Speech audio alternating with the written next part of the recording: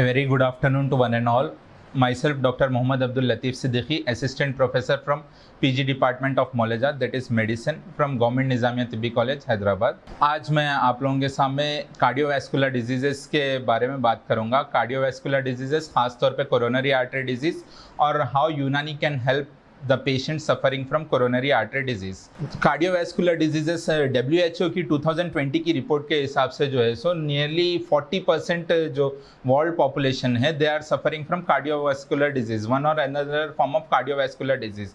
और वो cardiovascular diseases में से जो है सो जो मोस्ट कॉमन है 85% ऑफ द कार्डियोवैस्कुलर डिजीज से जो सफ़र हो रहे लोग वो है कोरोनरी आर्टरी डिजीज. यानी इसमें क्या होता है, जो हार्ट को सप्लाई करने वाले जो ब्लड वेजल्स रहते हैं उसके अंदर ब्लॉकेज हो जाता.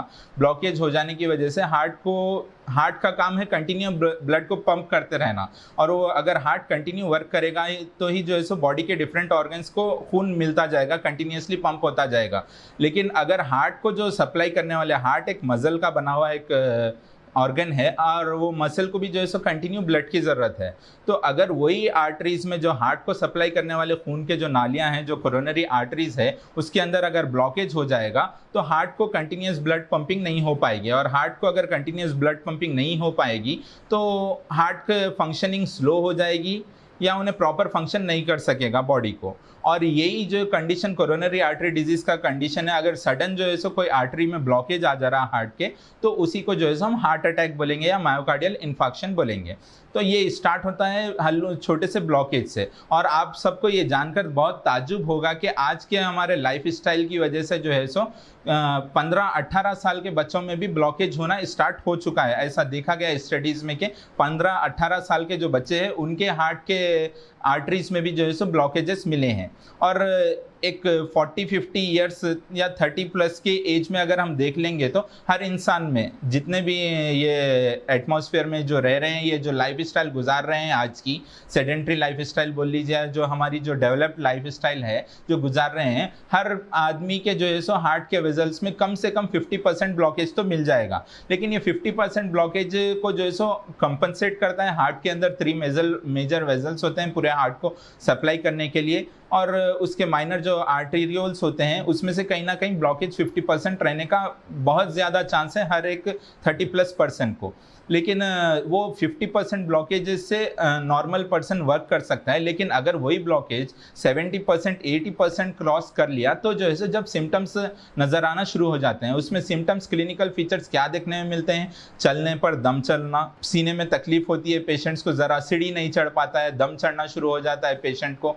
तो ये जो है सो आजकल कॉमन देखने में मिल गया. और ECG क्या होता है, सीने में तकलीफ अचानक होते होते बढ़ जाती है या दम चढ़ना इतना हो जाता है कि सीढ़ी फर्स्ट फ्लोर तक या थोड़ा सा चढ़ाव आने पर जो है सो पेशेंट नहीं चल पाता है. तो वैसे में जो है सो हम उनका ECG करते हैं. ECG चेंजेस से हमें पता चलता है कि इस्कीमिया यानी खून जितना पहुंचना चाहिए हार्ट के वेजल को उतना नहीं पहुंच रहा है. तो वो इस्कीमिक कंडीशन ECG से पता चलता है. फिर और इन्वेस्टिगेशन यानी इकोकार्डियोग्राफ या जो है सो उसकी एंजियोग्राफी करते हैं. एंजियोग्राफी करने से जो है सो ब्लॉकेज कन्फर्म होता है. अब ब्लॉकेज कंफर्म होने ही जो है सो पहले तो पेशेंट परेशान हो जाता है कि मुझे ये एज में ब्लॉकेज आ गया, अब तो मेरी लाइफ गई. ऐसे टाइप के थॉट्स जो है सो साइकोलॉजिकली भी पेशेंट डिप्रेस हो जाता है कि अब मेरी लाइफ मुतासिर हो गई है. लेकिन वो ब्लॉकेजेस की वजह से परेशान होकर इधर ट्रीटमेंट लेता है और उसके लिए मेडिकेशंस कार्डियोलॉजिस्ट से अप्रोच होते हैं और मेडिकेशंस स्टार्ट कर देते हैं.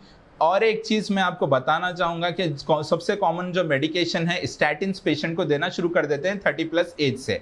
और चूंकि वो राइज दवा है, काफ़ी फ़ायदेमंद है, लेकिन उसका सबसे मेजर एक साइड इफेक्ट या एडवर्स इफेक्ट ये है कि जो है सो उसकी वजह से नर्व टिश्यू बॉडी के अंदर एसेंशियल फैट्स भी होते हैं, वो एसेंशियल फैट्स को भी जो है सो उन्हें रेड्यूस कर देने से जो है सो एज यानी अल्जाइमर्स की तरफ पेशेंट आगे बढ़ते जाता है. जो स्टैटिन्स यूज़ कर रहा है पेशेंट जो है सो भूलने की बीमारी आते जाती है. उसको एक 20-30 साल कितने साल खाएगा उन्हें, उसके बाद भूलने की बीमारी आ जाती है. तो सबसे इम्पॉर्टेंट यहाँ पर जो है सो यूनानी का भी बहुत इंपॉर्टेंट रोल है. अगर हम यूनानी मेडिसिन यूज़ करेंगे, है एडवर्स इफेक्ट, लेकिन जो है सो काफ़ी हद तक हम उसको बता सकते हैं. और एक जो है सो हमारे यूनानी कॉन्सेप्ट में एक बहुत अच्छी चीज़ बयान की गई है, उसको असबाब सित्ते ज़रूरिया कहा जाता है, यानी 6 एसेंशियल फैक्टर्स है. ये 6 फैक्टर्स मैं आपको गिनवा देता हूं. एक है हवाए मुहित जो कि एटमॉस्फेरिक एयर, माकुलो मशरूब यानी फूड एंड ड्रिंक्स, हरकत सुकून बदनी फिजिकल एक्सरसाइज एंड रिपोज, हरकत व सुकून नफसानी, मेंटल एक्टिविटी एंड रिपोज, नौमो यगजा, स्लीप एंड वेकफुलनेस एंड इस्तेफराक व एतबास यानी इवैक्यूएशन एंड रिटेंशन। ये 6 चीज़ें हमारे जो यूनानी अतिबा है कई साल पहले, कई 100 साल पहले ये बताई कि अगर ये 6 एसेंशियल फैक्टर्स बॉडी के अंदर बैलेंस में रहेंगे तो पेशेंट को बीमारी नहीं होगी। और अगर किसी हिसाब से पेशेंट को अगर बीमारी में भी मुब्तला हो जाता है तो ये अगर 6 फैक्टर्स को उन्हें कंट्रोल कर लिया, इक्विलिब्रियम में स्टेट में ला लिया, यानी तबई तनासुब मेंटेन कर लिया, तो बीमारी से उसका इलाज भी होता है। तो ये चीज़ों पे आज की अगर हम नॉन कम्युनिकेबल डिजीजेस को देखेंगे तो ये 6 फैक्टर्स काफ़ी हद तक हम हर इन सिटीजन से, खासतौर पे अर्बन एरियाज़ में रहने वाले, सिटीज़ में जैसा है मेट्रो सिटीज़ में रहने वाले हर पर्सन के जो है सो ये 6 एक्टिविटी इक्विलिब्रियम में है ही नहीं। अगर हम पहले इसको इक्विलिब्रियम में लाएंगे तो पहले तो हम ये डिजीजेस से, non communicable diseases specially heart diseases से अपने आप को सेफ करके रख सकेंगे। और अगर मुब्तला भी हो गए हैं, उसमें इफेक्ट भी हो गए हैं वो डिजीजेस से, तो अगर ये हम 6 फैक्टर्स को जो अभी मैं आपके सामने गिनवाया हूँ वो 6 फैक्टर्स को अगर हम इक्विलिब्रियम में ला लिए तो काफ़ी हद तक जो है सो डिजीज के ट्रीटमेंट में हमको हेल्प होती है। अब ये जो है सो जो पेशेंट होता है एसओबी का, यानी heart coronary artery disease patient को अगर हो गई है तो यूनानी के अंदर काफ़ी अच्छे दवाएं हैं जिसकी वजह से जो है सो हम लिपिड्स जो लेवल बढ़ रहे हैं वो लिपिड लेवल्स को कंट्रोल कर सकते हैं। एक मेरा क्लिनिकल ट्रायल पीजी स्टडीज़ के दौरान में मैं क्लिनिकल ट्रायल भी करा, हमारे एचओडी सर प्रोफेसर एहसान फारूकी सर के गाइडेंस में ही